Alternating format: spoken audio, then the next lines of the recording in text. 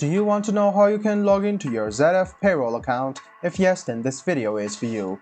Hello and welcome to How to Login. It's your host back again with yet another interesting tutorial video. In this video, I'm going to teach you how you can log into your ZF Payroll account. Go ahead and open any browser, go to the search bar and search for ZF Payroll Login, and then click on the first link which appears on your screen.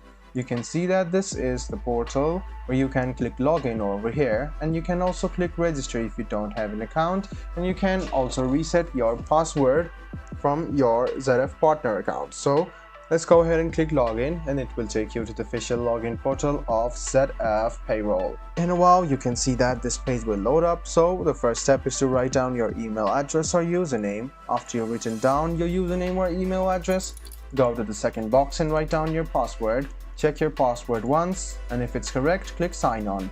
This way you can sign in to your ZF Payroll account. If you want to reset your password or request for an account, go ahead and click on these two links. I like the video, subscribe to the channel, and do hit the bell button for more. Hope to see you in the next video as well. Until then, goodbye, take care, and make sure you enjoy.